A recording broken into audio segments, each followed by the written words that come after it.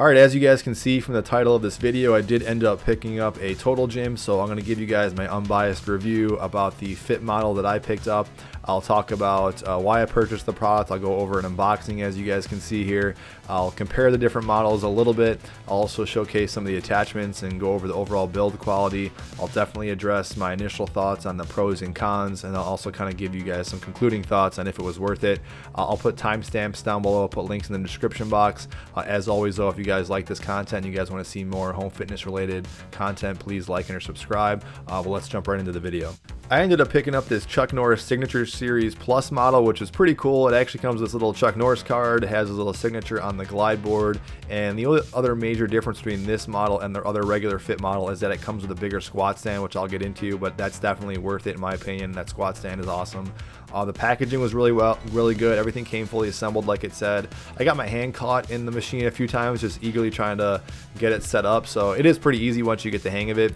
Otherwise, everything's well packaged. There's me nerding out over Chuck Norris. And the first thing I just want to go over is, why did I end up even picking up a Total Gym in the first place, since I already had this Weeder Ultimate Bodyworks, and I do love that machine as well. I was always kind of eyeing picking up a Total Gym for a while, given that I knew I love these sliding benches. I'm working out from home exclusively now, and I kind of just wanted to see what a higher end model kind of felt like. And I also make a lot of Total Gym related content in the descriptions, and that's just because people know what a Total Gym is. So I thought it'd be worth it just to kind of, again, invest in the money and kind of just see what a higher end or more higher end price product would actually feel like. So that was kind of the initial rationale for that. And then why I actually picked up the fit model versus say the XLS, which is kind of a close second to what I was considering, because those are the ones I think that are more mid to top of the line Total Gyms. Total Gym does make a really expensive one that's like $4,000, but these are kind of the good kind of base mid to high end Total Gyms that they make. They also make some less expensive ones that you can find on Amazon and on their website as well. But for the most part, the Fit and the XLS, I would assume, are like their bigger sellers. The XLS, goes for about like $1,000 to $800. I think it's actually cheaper on Amazon, which I'll link down below as well. And the Fit model is a little bit more than that, so it's a little bit more like higher quality as far as just the price is concerned. But I'll kind of get into what you're paying for and why I kind of initially went with the Fit model. And I was always kind of eyeing this model if I was going to get a Total Gym. Primarily, it has more levels of resistance. So that tower that I'm setting up right now, I'm about to extend the tower in a second, has 12 levels of resistance versus the XLS only has 6. Not only does it have more levels of resistance, so it gives you more flexibility and more range of motion, just stuff to do. The tower itself is actually taller itself as well. So you have a little bit more resistance just going off the bat with that. The frame itself is also longer, so that means again you get more play, more range of motion, more of a swing to the exercises. That's a little more beneficial than the XLS. I think it's by 93 inches versus 89 inches in the XLS. I heard the glide board is supposedly shorter in length compared to the glide board in the XLS, but I've seen side by sides and they look pretty much identical to me. The glide board is supposed to be a little bit more narrower in the Fit compared to the XLS. The XLS is a tiny bit wider, but the Fit does support 450 pounds versus the XLS, which supports 400 pounds. And if you notice in the Total Gym, from the cheaper models to more expensive, they start supporting more and more weight. So that's something to kind of consider. I wasn't planning on maxing out the weight or adding external weight to that, but to me, that extra 50 pounds in support that it can handle, I kind of equated to just a better kind of build quality and kind of a sturdier product. So that's kind of my mindset with that. It actually comes with another extended 2-year warranty and some of the extra little parts, but they all have this lifetime warranty on some of the bigger parts, like the rollers and stuff like that. Accessory wise, they all come with the same stuff as well, except again with the squat stand with this Chuck Norris series. But there is actually another big accessory that is in the Fit that's not in the XLS, and that's these kind of the different wing attachments for the pull-up. The Fit model has these kind of separated pull-up bars that I kind of like. This way you can kind of get your head through the pull-up bar, and also if you do inverted shoulder presses, you can do it that way, versus the XLS has this kind of 1 unit frame pull-up bar. So to me, I'd rather not have it be 1 unit, so you can kind of get your head through. You can always buy it, interchange the accessories out, but that's just something. Otherwise, the build quality, I'm sure they feel pretty similar when you sit on them and use them. Here's just looking at the side view from the machine. This actually has this little hole in the side where you can kind of buy and add an accessory bar to add external weights to it. The XLS has that as well. I don't know if I'll use that much, but otherwise that's a cool feature to have if you have external weights. Here's the accessories that came with it, everything kind of laid out once you kind of unpackage them. There's the various kind of inserts that come with it. There's that cool Chuck Norris little piece of paper there. I'll probably frame that. Not really, but maybe I might. It's pretty cool. I like that it came with that. And then it came with this wall chart, a little dated wall chart, like I said, but really, I think it's useful for some people. I just want a quick glance at some of the exercises. Owner's manual was useful. So good stuff in there. There's this little Pilates cable, which I'll show you another version of that, which I think would be more useful, but I'll showcase that. Here's kind of the winged pull-up bars. Here's the kind of the ab roller function. You put your forearms on that and you can do this reverse crunch, which I played around with that a lot. That felt really good. That was definitely an added upgrade that I wasn't used to compared to just my other model that I was showcasing to you guys. And then otherwise, the parts themselves really solidly made, good quality. If there's any kind of con, I'm kind of jumping ahead here, is that it can take a tiny bit of time just kind of putting them in and out. They're not that, I mean, it doesn't take long at all, but just there's a lot of little pins and things. Here's the kind of ankle strap that they have. Looks like it's really good quality. I didn't use it. I don't know if I will use these because I actually just did a review about an ankle strap that I like a lot that I can put down below as well. There's that squat stand, definitely worth it, especially with this model. The fact that they give it to you as a bonus is great. You can buy it from Total Gym for like $120 or $150, but that added squat stand to me is really key. Here's this little training deck of cards, which I think is kind of a unique way of showcasing how to do workouts. They kind of color code all the different body parts.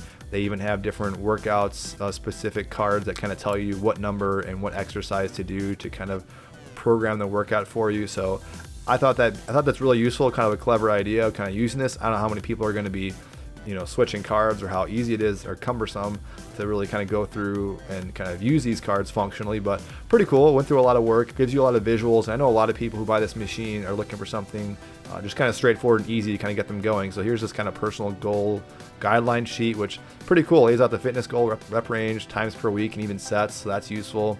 It gives you different circuits. So there's an example. It kind of shows you the card number. Gives you different kind of specific workouts for like men and women, which is also pretty useful. And then a cool function that is unique to the Total Gyms, I want to say, I know they have this in some cheaper models too, I don't know if it's on all models, is the fact that you can kind of detach this middle pulley. That's kind of the mechanism behind that. It's a really easy way of unattaching it. You just kind of pull up and then take it off. I won't explain how I was an idiot and try to force it on there a different way, but all you do is roll it up and just attach it on there. So that's a bonus, because if you're doing things like pull-ups and push-ups or leg stuff, you're not going to hear the clanging of the handles there. So that's a cool added option, although I will say I wish there was a way to kind of lock it in there. I'll get into that later, but here's the grips. The grips look really good. They feel really good. They seem like they're good quality. They give you these kind of hard kind of carabiner-like clips on there that kind of really seal the anchor on. I'll probably replace these with actual carabiner clips because I kind of like to kind of quickly interchange out the exercises. Here's kind of the mechanism of how you loop on this Pilates strap. Now this is how you'd set it up. You just loop that on there and then attach one end to that side, and then the other end you can attach to like an ankle strap that comes with it. An easier way of doing it though is this fitness pulley that I link a lot and I've showcased on my channel. This is a better way. I'll put a link down for this fitness pulley down below, but this actually works a little bit better. It's the same distance as the rope, so it worked out perfectly. And then here's the actual pull-up bars attached. You see, you just put these little pins in there and then just attach it. So you can see I kind of like that it's kind of split down the middle, so you can get your head right through there for pull-ups and inverted presses. Here's the abdominal attachment, very similar in the way the pull-up is attached. You just attach it to the other opening. One little con though I would say is that I wish you're limited to how far you can actually pull up because you have that tower kind of in your face. And so what I'll do now is I'll start giving you guys my initial thoughts, my initial pros and cons using the machine here. You're seeing me kind of going through a workout where I'm basically kind of going through a lot of the staple exercises that I would personally do and I'd recommend with a machine like this. I'll start with the pros first. My initial thoughts were sitting on it, again, going with something to kind of compare it with my Weider Ultimate Bodyworks, is that very, very smooth right off the bat. Notice how smooth it was and how solid and stable it was compared to what I was used to. That's the biggest noticeable difference that I would say right off the bat. Really good quality as far as all the attachments and handles. I'd imagine these things will last a long period of time.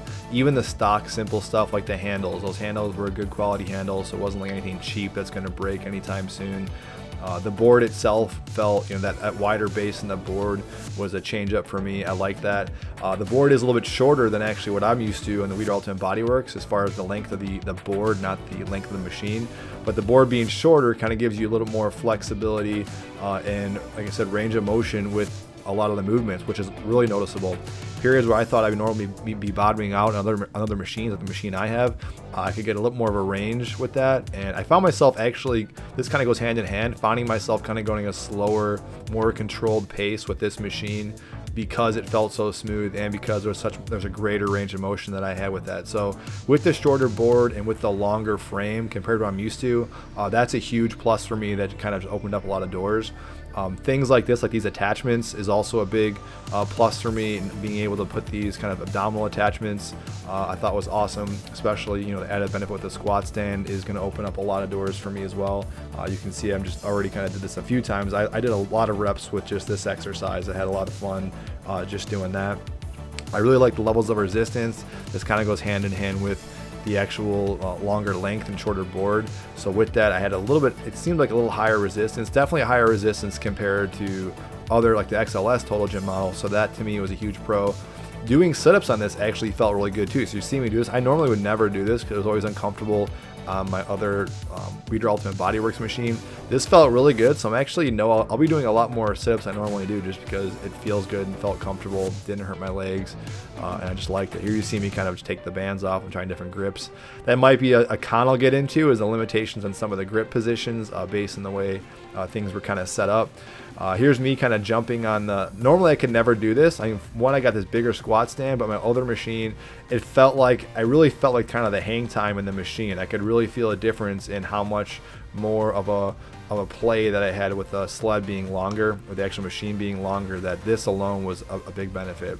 And it's also handling some things that I've showcased before, like weighted band squats, which is also really beneficial as well. And then one final pro, which will lead me in also to a con, because it can go both ways, is that middle cable, the middle pulley that attaches right in the center of the machine. That is, it's a pro in the sense that you can detach it really easily, and it won't make this way it lessens the noise in the machine when you're kind of doing things with it. But the middle pulley is also kind of a con because it requires you to kind of be a little more kind of finicky of like detaching it for things like pull-ups and then push-ups, and that leads into an ultimate big con with this machine that from what I'm used to is that it takes a little bit more time to kind of transition to exercises. You can't do it as quickly as compared to what I'm used to with swapping out parts. There's a lot of little pins and clips and stuff to kind of attach before you do certain things, but with that being said, it wasn't a huge game breaker. It doesn't take that much time, but that's just something that definitely popped up when I was using it. And while there is definitely a bigger range of motion compared to this and other models, I did notice that the tower design kind of limits you, because if you notice where you put the pull-up in those last two little two holes at the top, you can't get as high as like another machine that didn't have like a tower there like what I'm used to. So that tower kind of limits some of that range of motion. And then finally, the only con that I noticed, again, off the initial few days of using it, would be that the actual pad that you're kind of laying on and sitting on felt kind of slippery. This, I'm assuming, is just going to be some wear and tear, that once you kind of break it in, it won't be as slippery, but it didn't feel like there was any kind of like special coating on it. But I found myself kind of sliding off the machine, which that never happens. So that's a very minor thing, but there's something I definitely noticed. And then in conclusion, I would say my overall thoughts about the product is that I'm definitely overall satisfied in the product. And I would say, what is it that you're really paying more for?